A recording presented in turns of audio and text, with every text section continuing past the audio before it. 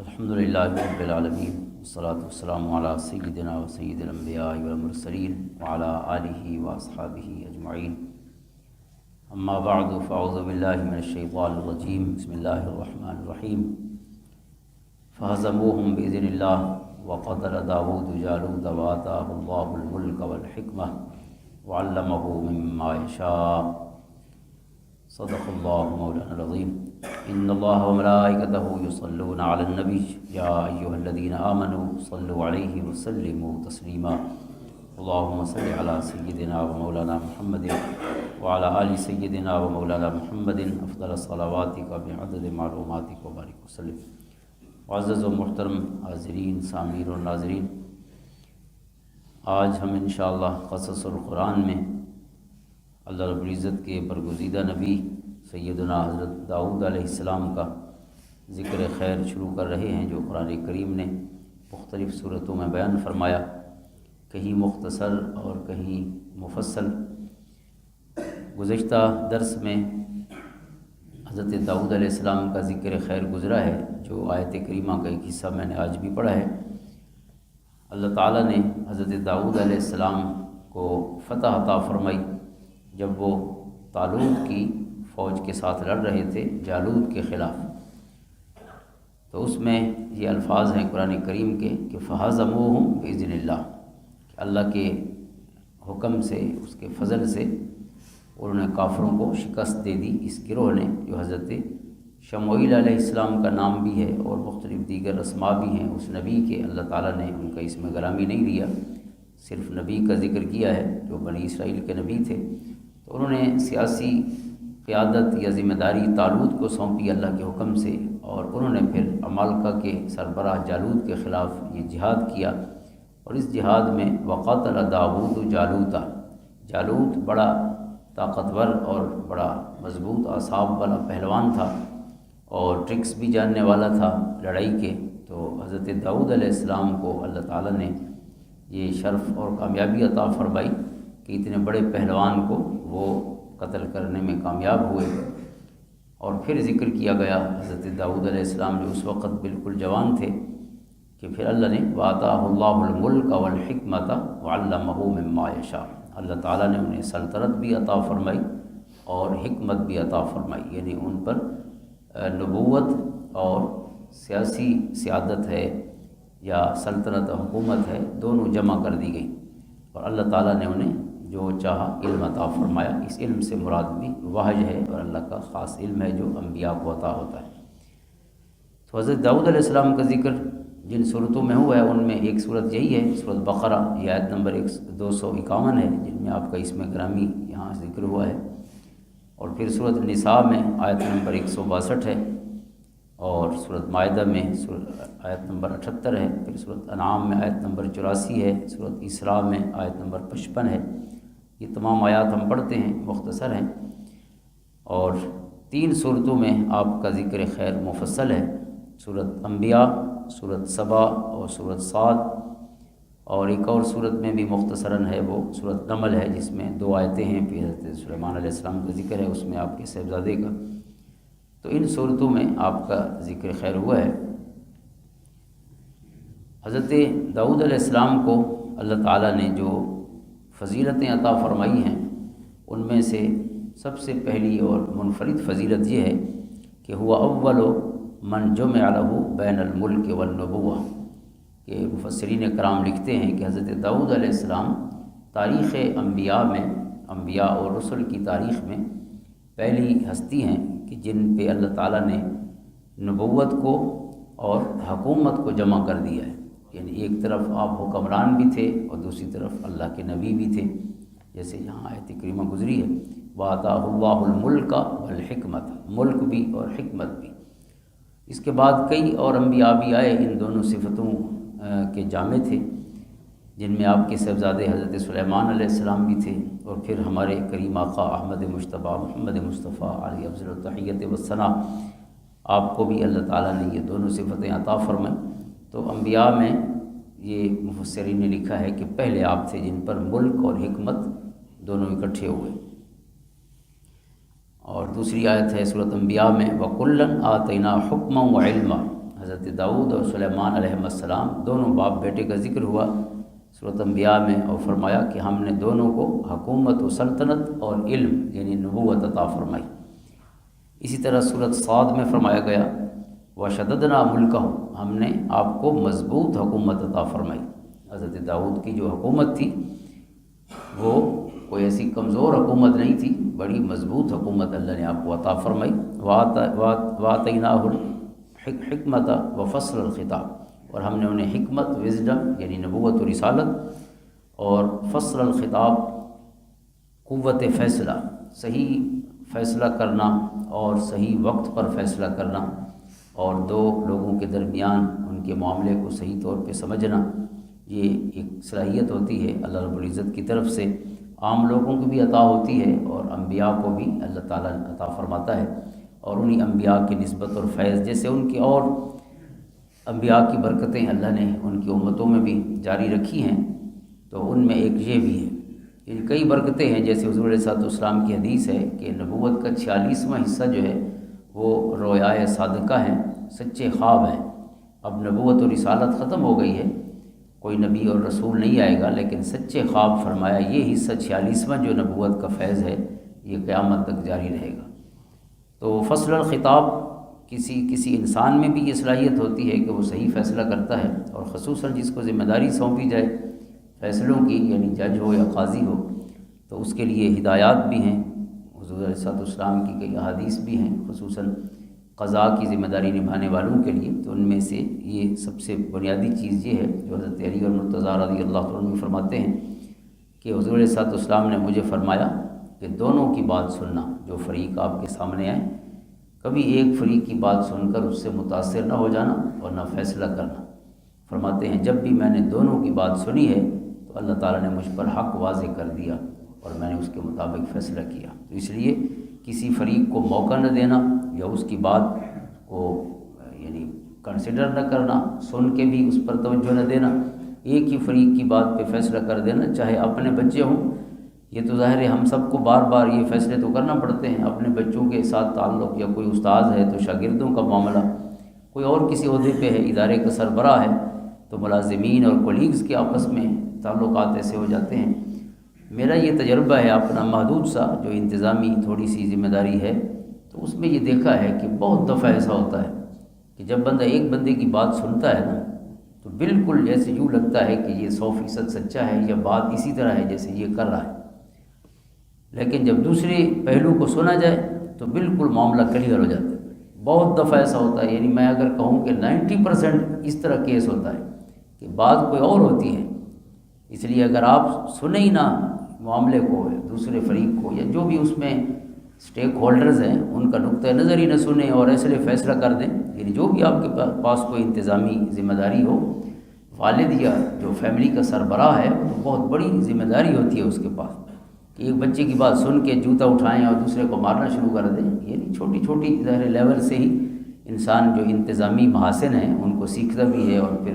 Implement بھی کرتا ہے۔ تو بہرحال اللہ تعالیٰ نے اپنے احسان کے طور پہ بیان فرمایا کہ ہم نے حضرت داؤد علیہ السلام کو فیصلے کی قوت عطا فرمائی، اور فصل الخطاب، اور آپ کے زیر نگین جو علاقے تھے مفسرین نے ان کا لکھا ہے کہ شام، عراق، فلسطین، شرق اردن کا علاقہ اور کچھ عرب کے علاقے جو ہیں یہ حضرت داؤد علیہ السلام کے اس ریاست اور سلطنت کا حصہ تھے۔ اور پھر آپ کی خوبی جو ظاہر ہر نبی کی خوبی ہوتی ہے،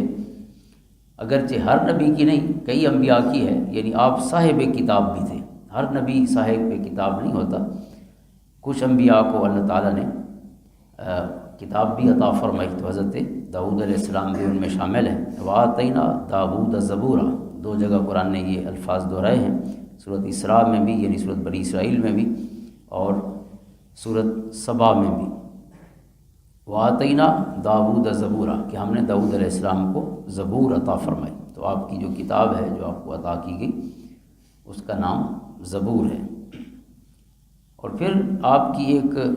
خصوصیت ہے حضرت داؤد علیہ السلام کی، جس کو لحن داؤدی کہتے ہیں، کہ اللہ تعالیٰ نے آپ کو بہت خوبصورت آواز عطا فرمائی تھی، یعنی آج تک بھی یہ بالکل ایگزمپلری ہے یا ایک مثالی ہے کہ کسی کو بہت خوبصورت آواز والا کہا جائے تو کہتے ہیں کہ لحن داؤدی اللہ نے اس کو عطا فرمایا، یعنی اتنی خوبصورت آواز تھی، ایسا لہجہ اور ایسا سحراگی لحن، یعنی جو جادو کر دے سننے والوں پر، اس طرح کا انداز کہ جب آپ زبور کی تلاوت فرماتے تو جن و انس حتیٰ کہ وحوش و طیور یعنی پرندے اور جانوروں تک بھی وجد میں آ جاتے۔ جب آپ زبور پڑھ رہے ہوتے تو گویا پورا ماحول وجد کرتا آپ کی اس خوبصورت آواز سے۔ اور حضور صلی اللہ علیہ وسلم کا ارشاد ہے، سنن نسائی کی حدیث ہے، حضرت ابو ہریرہ رضی اللہ تعالیٰ عنہ فرماتے ہیں، اور ایک اور حدیث اسی موضوع کی حضرت عائشہ صدیقہ رضی اللہ تعالیٰ سے بھی روایت ہے کہ حضور کے غلام حضرت ابو موسیٰ اشعری رضی اللہ تعالیٰ عنہ حضور کے صحابی ہیں، یمنی صحابیوں میں سے ہیں، اللہ تعالیٰ نے انہیں بھی قرآن پڑھنے کے حوالے سے بھی لحن داؤدی عطا فرمایا تھا، بہت خوبصورت قرآن پڑھتے تھے۔ حضرت عمر رضی اللہ تعالیٰ عنہ اکثر انہیں کہتے کہ شوقنا الی ربنا، یا کبھی کہتے ذکرنا ربنا، کہ ہمیں ہمارا رب یاد دلاؤ، یا ہمیں اپنے رب کا عشق ہمارے اندر پیدا کرو اور شوق پیدا کرو۔ اس کا مقصد یہ ہوتا کہ ہمیں قرآن سناؤ، حضرت عمر انہیں کہتے اور پھر وہ قرآن کی تلاوت فرماتے۔ تو یہ دونوں صحابی اور صحابیہ یعنی حضرت عائشہ ام المومنین اور حضرت ابو ہریرہ رضی اللہ عنہ کہتے ہیں ان رسول اللہ صلی اللہ علیہ وسلم سمع قراءۃ ابی موسیٰ رضی اللہ تعالیٰ عنہ، کہ حضور نے ایک دن حضرت ابو موسیٰ اشعری کو قرآن پڑھتے ہوئے سنا تو آپ نے فرمایا لقد اوتي مزمارا من مزامیر آل داؤد علیہ السلام، اور دوسری روایت کے لفظ ہیں لقد اوتي ابو موسیٰ من مزامیر آل داؤد علیہ السلام، کہ حضور نے فرمایا کہ حضرت ابو موسیٰ اشعری کو اللہ تعالیٰ نے حضرت داؤد علیہ السلام والا لحن اور سر عطا فرمایا۔ مزمار کہتے ہیں سر کو، یعنی وہ سر، لحن کا لفظی معنی بھی سر ہی ہے، یعنی ایسا انداز پیارا مسحور کن۔ تو فرمایا حضرت ابو موسیٰ اشعری کو اللہ تعالیٰ نے وہی سریلی آواز عطا فرمائی ہے جو حضرت داؤد علیہ السلام کو اللہ نے عطا فرمائی تھی۔ اور اس کی تاثیر جو ہے آپ کی آواز کی خود قرآن کریم نے بیان فرمائی ہے کہ آپ جب زبور پڑھتے تو کیفیت کیا ہوتی، یعنی کتنے آپ خوش الحان تھے۔ تو قرآن کریم میں ہے وَسَخَّرْنَا مَعَ دَاوُودَ الْجِبَالَ يُسَبِّحْنَ وَالطَّيْرَ وَكُنَّا فَاعِلِينَ، سورۃ انبیاء کی آیات میں سے ہے جو ہم تفسیری بھی پڑھیں گے انشاءاللہ۔ فی الحال ہم چونکہ آپ کا تعارف اور جو فضائل ہیں یا انفرادیتیں ہیں مختصراً آج اس پہلو سے ہم کچھ آیات کو دیکھ رہے ہیں۔ تو سورۃ انبیاء میں یہ آیت ہے کہ ہم نے حضرت داؤد علیہ السلام کے لیے پہاڑوں کو مسخر کر دیا، یعنی ان کے تابع کر دیا، جو ان کے ساتھ تسبیح پڑھتے تھے اللہ کی، والطیرہ، اور پرندے بھی ان کے ساتھ گویا ہم زباں ہو جاتے تھے۔ جب وہ اللہ کی تسبیح پڑھتے، اللہ تعالیٰ کا کلام پڑھتے، تو پہاڑ بھی ان کے ساتھ پڑھتے اور پرندے بھی ان کے ساتھ پڑھتے، یعنی یہ کیفیت ہوتی ہے گویا پورا ماحول جو ہے وہ اللہ اللہ کے ترانوں سے گونج اٹھتا تھا۔ وَكُنَّا فَاعِلِينَ، اور ہم ایسا ہی کرنے والے ہیں۔ دوسری جگہ اسی حقیقت کو بیان فرمایا سورۃ سبا میں وَلَقَدْ آتَيْنَا دَاوُودَ مِنَّا فَضْلًا، ہم نے حضرت داؤد علیہ السلام کو اپنا خاص فضل عطا فرمایا، اور ہم نے حکم فرمایا کہ یا جبال اوبی معه والطیر، ہم نے حکم کیا کہ اے پہاڑوں اور اے پرندوں حضرت داؤد کے ساتھ تسبیح میں شریک ہو جاؤ، یعنی اللہ کا حکم تھا کہ جیسے وہ پڑھتے ہیں ویسے بھی آپ بھی پڑھنا شروع کر دیں۔ اوبی کا معنی حضرت ابن عباس رضی اللہ عنہ نے فرمایا ہے سبحی، اوبی قرآن کا جو لفظ ہے اس کا معنی ہے سبحی، یعنی تسبیح پڑھو، جیسے دوسری جگہ یسبحنا کا لفظ ہے، بلکہ کئی جگہ یسبحنا کا لفظ ہے۔ سورۃ طٰہٰ میں مثلا فرمایا گیا، سورۃ صاد میں فرمایا گیا انا سخرنا الجبال معه یسبحن بالعشی والاشراق والطیر محشورہ کل لہ اواب، کہ ہم نے پہاڑوں کو مسخر کر دیا حضرت داؤد علیہ السلام کے ساتھ کہ یسبحن، کہ ان کے ساتھ وہ تسبیح پڑھیں، بالعشی والاشراق، شام کو بھی اور صبح صبح بھی، یعنی ہر وقت پہاڑ ان کے ساتھ تسبیح بیان کرتے، والطیر محشورہ، اور پرندے بھی جھنڈ در جھنڈ اکٹھے ہو کر حضرت داؤد علیہ السلام کے ساتھ اللہ کی تسبیح میں شریک ہوتے۔ کل لہ اواب، ان میں سے ہر ایک جو ہے وہ اللہ کی طرف رجوع کرنے والا تھا۔ ایک مفہوم یہ بھی ہے کہ یہ تمام چیزیں جو ہیں حضرت داؤد کی طرف راجع تھیں، آپ کی طرف رجوع کرنے والی تھیں، اور ایک مفہوم یہ ہے کہ کل لہ اواب، حضرت داؤد بھی اور باقی ہر چیز بھی اپنے رب کی طرف رجوع کرنے والی تھی، اپنے رب کی تسبیح اور حمد بیان کرنے والی تھی۔ اسی طرح آپ کی ایک اور خصوصیت ہے اور فضیلت ہے کہ اللہ تعالیٰ نے آپ کے لیے زبور کو آسان کر دیا تھا، یعنی آپ کے لیے اللہ تعالیٰ نے وقت میں بھی اتنی برکت پیدا فرما دی تھی کہ آپ بہت تھوڑی دیر میں پوری زبور شریف پڑھ لیتے تھے، اور یہ اللہ کی خاص کرم ہوتا ہے۔ انبیاء پر تو جو کرم ہوتا ہے اللہ کا، وہ تو کوئی اس کا حد و حساب ہم طے نہیں کر سکتے، نہ اندازہ کر سکتے ہیں، لیکن ہم صرف اپنے جو محدثین ہیں، فقہاء ہیں، حضرات صحابہ کرام علیہ الرضوان، حضرات اہل بیت اطہار، ان کے جتنے پھر شاگرد جنہوں نے دین ہم تک پہنچایا ہے، اگر ان کا کام انسان دیکھے تو حیران رہ جاتا ہے، اور اس کام کے بعد اگر دیکھیں کہ انہوں دن رات میں کتنی نوافل پڑھتے یا کتنا اللہ کی عبادت کرتے، اور کس طرح رات پوری جاگتے یا رات کا اکثر حصہ جاگتے، جو حضور علیہ السلام کی سنت ہے، تہجد بھی کبھی قضا نہ کی،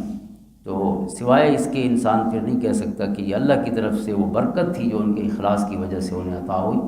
کہ اتنے تھوڑے وقت میں اتنا کام بھی کرنا، اور پھر جو عبادات کا ایک جس کا بھی جو روٹین اور معمول تھا خصوصاً سنت کی روشنی میں، اسے بھی باقی رکھنا، اور کئی جلدوں کی کتابیں بھی لکھنا، اور پھر ہزاروں لوگوں کے استاذ بھی ہونا۔ امام بخاری رحمۃ اللہ تعالیٰ علیہ سے 90,000 لوگوں نے بخاری سنی ہے، یعنی آپ اندازہ کریں اس زمانے میں۔ آج کا تو معاملہ نہیں ہے کہ آپ جہاں بیٹھ جائیں اور سامنے کیمرہ لگا لیں اور دنیا سن رہی ہو، اس کے لیے تو ہر کوئی چل کے جب تک قدموں میں نہ آتا تو وہ سما نہیں کر سکتا تھا، سن نہیں سکتا تھا، اور خود امام بخاری 1080 استاذوں کے قدموں میں بیٹھے ہیں جو حدیثیں اکٹھی کی ہے، 1080، اور ہر استاذ کہاں بخارا سے ازبکستان سے چلے، اور پھر اسلامی ریاست کا ہر کونا، تفت و شرق والغرب، فاتح میں مشرق و مغرب میں گھوما ہوں، طواف کیا ہے میں نے مشرق و مغرب کا، ایک دفعہ نہیں گئے، کئی دفعہ بصرہ گئے ہیں، کئی دفعہ شام گئے ہیں، کئی دفعہ بغداد گئے ہیں، کئی دفعہ مکہ مدینہ میں تو کثرت سے، ظاہر ہے وہ تو مراکز علم تھے، اسی طرح یمن تک، تو یہ سارا ایریا جو ہے پوری ریاست اسلامی میں گھومتے رہے۔ تو یہ وقت کی وہ برکت تھی کہ آپ ان کے سفر دیکھیں اور عمر دیکھیں، یہی عام عمر پائی سب کی 60-70 سال، 80 سال سے کوئی زیادہ نہیں، عموماً 70 سال تک ہے۔ کئی بزرگ ان کے سفر دیکھیں کہ اتنی دیر میں تو پتہ نہیں، جو سفر ہوتے تھے اس وقت مہینے لگتے تھے، پتہ نہیں سفر بھی کوئی کر سکتا تھا پورا نہیں، چہ جائے کہ وہ علم بھی حاصل کرتا اور پھر اتنا بڑا ذخیرہ بھی اور اتنے لوگوں کو پڑھاتا بھی۔ تو یہ ساری چیزیں وقت میں برکت ہے۔ تو آپ اس سے اندازہ کریں، حضور علیہ السلام کی حدیث ہے بخاری کتاب الانبیاء میں، حضرت ابو ہریرہ رضی اللہ تعالیٰ عنہ سے روایت ہے کہ خفف علی داؤد علیہ السلام القرآن، یہاں قرآن سے مراد زبور ہے، یعنی اللہ کا کلام۔ فرمایا حضرت داؤد علیہ السلام کے لیے اللہ تعالیٰ نے اپنا کلام جو تھا زبور، اس کو آسان کر دیا تھا۔ فکان یأمر بدوابہ، کہ وہ حکم فرماتے تھے کہ میرے سواری پر زین کسی جائے، فتسرا، جو کس دیا جائے زین کو، یعنی سواری تیار کی جائے تاکہ میں سفر پہ تشریف لے جاؤں۔ تو فرمایا زین تیار کرنے والے یا زین کسنے والے اپنا کام شروع کرتے تھے، فیقرأ القرآن، اور حضرت داؤد جو ہیں وہ زبور کی تلاوت شروع فرماتے تھے، قبل ان تسرج دوابہ، فرمایا ابھی زین پوری نہیں رکھی جاتی تھی کہ آپ کی جو تلاوت ہے وہ مکمل ہو جاتی تھی، پوری کتاب پڑھ لیتے تھے جو زبور اللہ تعالیٰ نے آپ کو عطا فرمائی تھی، یعنی اتنا اللہ نے آپ کے لیے تخفیف فرما دی تھی۔ تو یہ وہ برکت کے معاملات ہیں جو اگر کسی کے ساتھ اس طرح کی نسبت سنی جائے تو حیران ہونے کی ضرورت نہیں، یہ روحانی تجربات ہیں، ظاہر ہے جو اس میدان میں اترے گا وہی سمجھے گا۔ تو جو علم نہ آتا ہو اس کا انکار نہیں کرنا چاہیے، وہ سیکھنا چاہیے۔ ہمیں تو یہی سمجھ نہیں آتی کہ ڈاکٹر دل باہر رکھ کے بندے کو زندہ کیسے رکھتے ہیں۔ اب یہ روز سرجری ہو رہی ہے، بائی پاس ہو رہے ہیں، لیکن کیا ہمیں یہ سمجھ آ سکتی ہے کہ دل جو انسان کا یعنی مرکزی ایک سرکولیشن آف بلڈ کا ایک مرکزی نظام اسی کے ساتھ جڑا ہے، دل کو نکال دیا جائے، پھر اسے جو بھی اس کی ریپیئرنگ کرنی ہو وہ کر دی جائے، اور پھر اس کو دوبارہ اپنی جگہ رکھا جائے، اور پھر بندہ اسی طرح گھوم رہا ہو جیسے پہلے تھا۔ تو اگر کام نہ آتا ہو تو یہی بات سمجھنا مشکل ہے۔ تو جب ہم جسمانی دنیا کو نہیں سمجھے تو روحانی دنیا کو کیسے سمجھیں گے؟ کہ ہم کہیں کہ میں جتنا ہم نے سمجھا ہے وہی سب کچھ ہے۔ قرآن نے روحانی دنیا کے لیے کہا کہ یسألونک عن الروح قل الروح من امر ربی وما اوتیتم من العلم الا قلیلا، یہ پوچھتے ہیں کہ روح کیا ہے، انہیں کہو کہ روح اللہ کا امر ہے اور تمہیں بہت کم علم دیا گیا ہے، لہٰذا تم جتنے گھوڑے دوڑاؤ اس میدان میں تم منزلیں طے نہیں کر سکتے، سمجھ نہیں سکتے۔ تو حضرت داؤد علیہ السلام کے لیے یہ ایک خاصیت تھی کہ گویا چند لمحوں میں پوری کتاب پڑھ لیتے تھے۔ اور پھر آپ کی ایک خاص جو صفت مبارکہ ہے وہ آپ کے روزے ہیں اور آپ کا قیام ہے۔ حضور صلی اللہ علیہ وسلم نے جس کو بہت پسند بھی فرمایا، جس کو ہم صوم داؤدی کہتے ہیں یا قیام داؤدی یا صلاۃ داؤدی، حضرت داؤد کا صلاۃ یہ نماز اور حضرت داؤد علیہ السلام کے روزے۔ بخاری شریف میں ہے، بہت سی حدیث ہیں اس موضوع پر، میں صرف اس کا یہ خلاصہ ایک حدیث کے الفاظ عرض کر رہا ہوں۔ بخاری کی حدیث ہے، حضرت عبداللہ ابن عمرو بن العاص رضی اللہ عنہ اس کے بعد راوی ہیں، احب الصیام الی اللہ صیام داؤد علیہ السلام، اللہ تعالیٰ کو سب سے زیادہ جو روزے پسند ہیں وہ حضرت داؤد علیہ السلام کے روزے ہیں۔ اور کیا انداز تھا آپ کا، کان یصوم یوما و یفطر یوما، ایک دن روزہ رکھتے اور صبر فرماتے اور دوسرے دن افطار کرتے، یعنی روزہ چھوڑ دیتے اور اللہ کی نعمتیں کھا کے اس کا شکر ادا کرتے۔ یہ صوم داؤدی ہے۔ اور یہ حضور صلی اللہ علیہ وسلم نے اس وقت حضرت ابن عمر کو فرمایا تھا کہ جب وہ روزانہ روزہ رکھنا شروع کر دیا تھا انہوں نے، تو حضور نے فرمایا کہ ایک مہینے میں 3 روزے رکھا کرو، ایام بید کے روزے۔ ایام بید، بید کہتے ہیں روشنی، یعنی چاندنی راتوں والے جو دن ہوتے ہیں 13، 14 اور 15۔ تو آپ نے فرمایا صرف یہ 3 روزے رکھا کرو، اللہ تمہیں پورے مہینے کے روزوں کا ثواب عطا فرمائے۔ اس لیے اللہ توفیق دے، تو یہ آسان بھی ہے اور بہت زیادہ اجر والا بھی ہے۔ تو انہوں نے جب عرض کی کہ حضور مجھے زیادہ اجازت دیجیے، تو پھر حضور نے فرمایا اگر بہت زیادہ رکھنے ہیں تو پھر حضرت داؤد علیہ السلام جیسے روزے رکھو، پورا مہینہ نہیں رکھنے رمضان شریف کے علاوہ، بلکہ ایک دن روزہ اور پھر ایک دن افطار۔ پھر فرمایا وَأَحَبُّ الصَّلَاةِ إِلَى اللَّهِ صلاۃ داؤد علیہ السلام،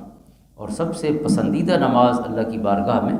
وہ حضرت داؤد علیہ السلام کی نماز ہے، یعنی روزے بھی حضرت داؤد کے پسندیدہ اور نماز کا انداز بھی حضرت داؤد علیہ السلام کا پسندیدہ۔ نماز کا کیا انداز تھا؟ فرمایا کان ینام نصف اللیل ویقوم ثلثہ وینام سدسہ، کہ آپ آدھی رات آرام فرماتے، سوتے، اور تیسرا حصہ رات کا پھر جاگتے، قیام فرماتے، اور پھر چھٹا حصہ رات کا سو جاتے۔ اب یہ میں آسانی کے لیے عرض کر دیتا ہوں کہ اس کا کیا مطلب ہے، آدھی رات سونا، پھر ثلث حصہ رات کا جاگنا، اور پھر چھٹا حصہ رات کا سونا۔ تو اگر سمپلی ہم سمجھیں کہ اگر رات کے وقت کے ہم 6 حصے کر لیں، 6 گھنٹے لے لیتے ہیں تاکہ سمجھنا آسان ہو جائے۔ 6 گھنٹے اگر ہیں، مثلا عشاء کے بعد فجر تک، یعنی طلوع فجر تک، جب فجر کی نماز کا ٹائم شروع ہوتا ہے اس وقت تک اگر 6 گھنٹے ہیں مثلا، ان 6 گھنٹوں میں 6 کا جو نصف ہے، آدھا ہے، وہ 3 ہوتا ہے، تو 3 گھنٹے آپ سو جاتے، اور 6 گھنٹوں کا جو ثلث ہے، جو یعنی تیسرا حصہ ہے، وہ 2 گھنٹے ہے، تو 3 گھنٹے سو کے جو یعنی 6 گھنٹے کا آدھا بنتا ہے، نصف بنتا ہے، وہ سو جاتے، پھر 2 گھنٹے جاگتے، جو یعنی پوری رات کا چھٹا حصہ ہے وہ جاگتے، تیسرا حصہ ہے جاگتے، اور پھر چھٹا حصہ پھر سوتے، یعنی 1 گھنٹہ، یعنی 6 گھنٹے ہیں تو چھٹا اس کا 1 گھنٹہ ہو جائے گا، تو 1 گھنٹہ صبح کی نماز سے پہلے پھر سو جاتے۔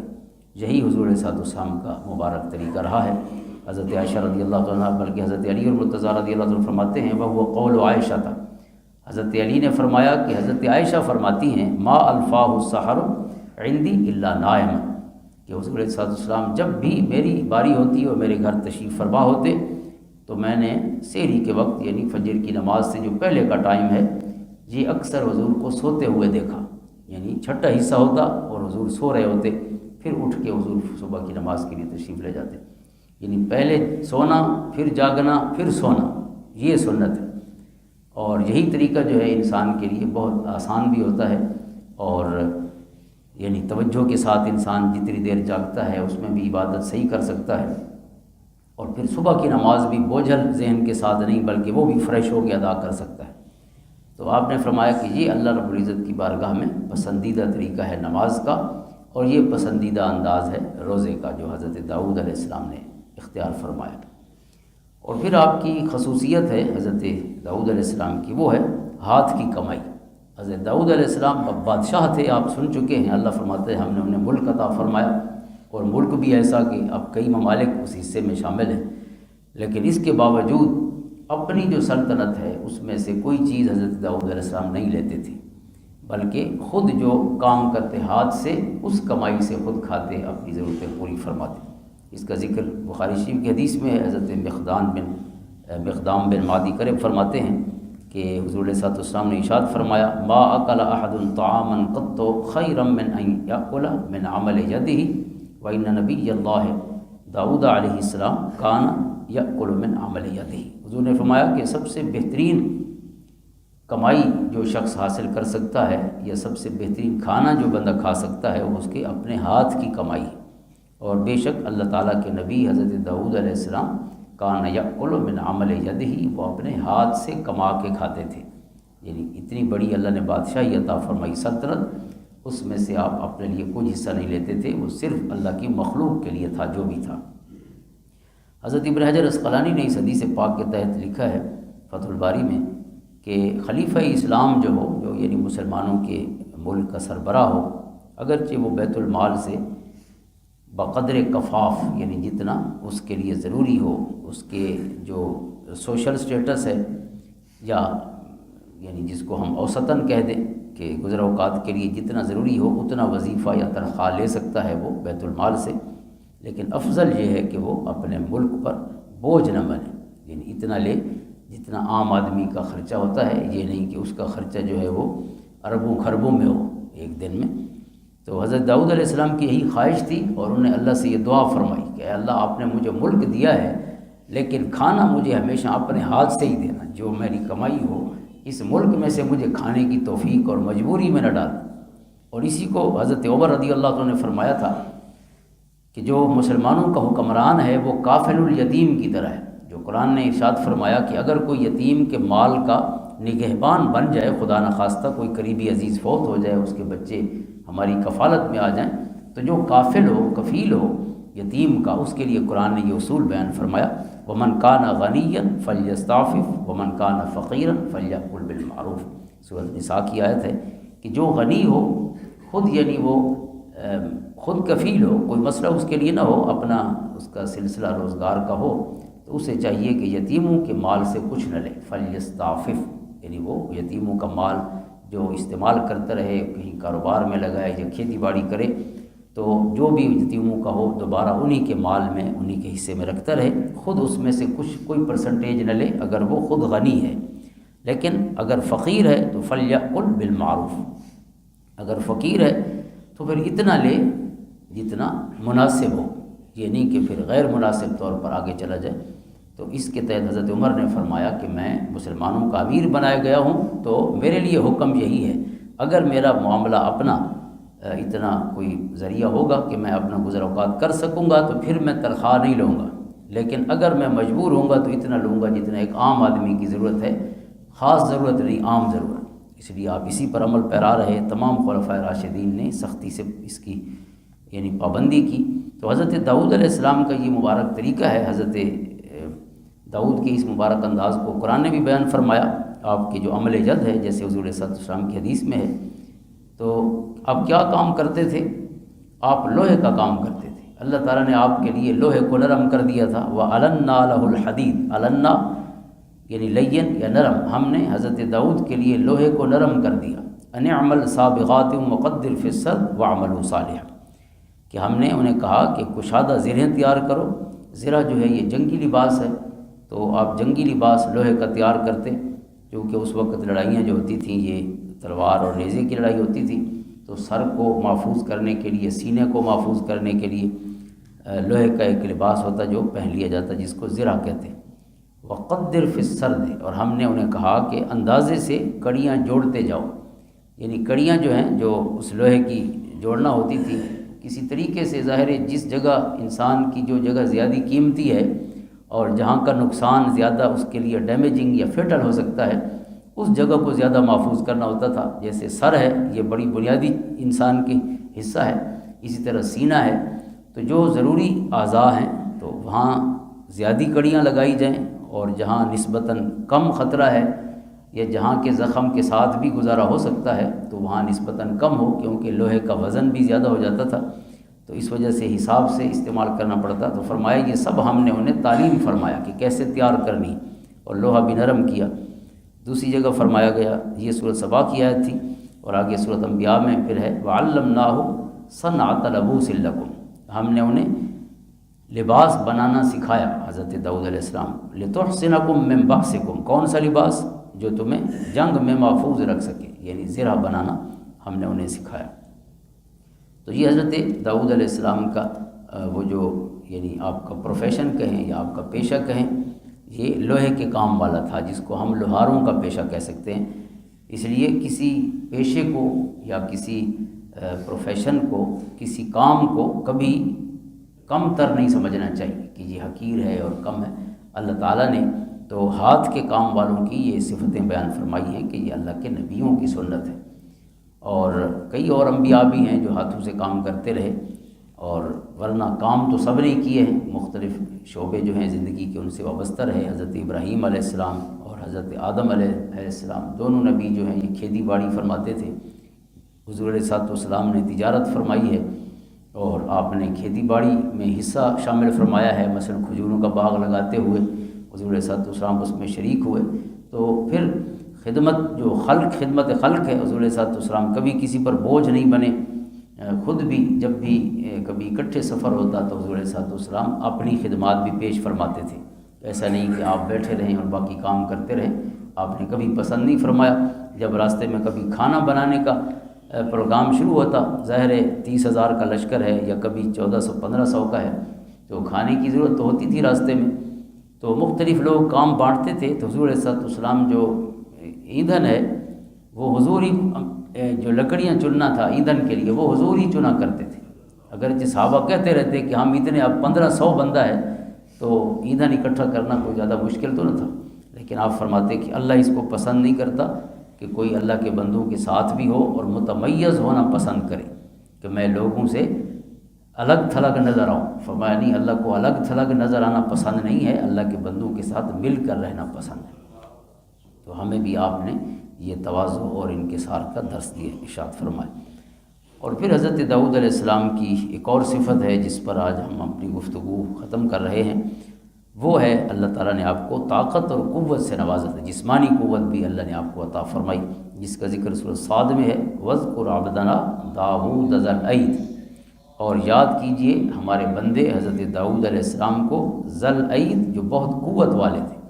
یعنی جسمانی قوت سے بھی اللہ نے نوازا تھا۔ ایک تو انہیں جو اللہ تعالیٰ نے سلطنت اور ملک عطا فرمایا وہ بھی ظاہر ایک قوت ہے، لیکن جسم میں بھی اللہ نے اتنی قوت رکھی تھی کہ آپ بڑے مضبوط اعصاب والے انسان تھے، اور اس حوالے سے بھی آپ کو امتیاز حاصل تھا۔ تو یہ آپ کی چند جو صفات ہیں قرآن کریم کی، وہ آیات جو آگے ہم انشاءاللہ تفصیل سے پڑھیں گے، تو مختصراً یہ آج ہم نے آپ کے فضائل ہیں یا آپ کی صفات ہیں جو آپ کے مجموعی تعارف کا حصہ تھے، انہیں جاننے کی کوشش کی ہے۔ اللہ تعالیٰ اپنے پیارے انبیاء علیہم السلام کی مبارک زندگیاں اپنانے کی توفیق عطا فرمائے، اور رب کائنات اپنی اطاعت اپنے محبوب علیہ السلام کی کامل اتباع نصیب فرمائے، اور رب کائنات قرآن پاک پڑھنے کی، سمجھنے کی، اس پر عمل کی توفیق عطا فرمائے۔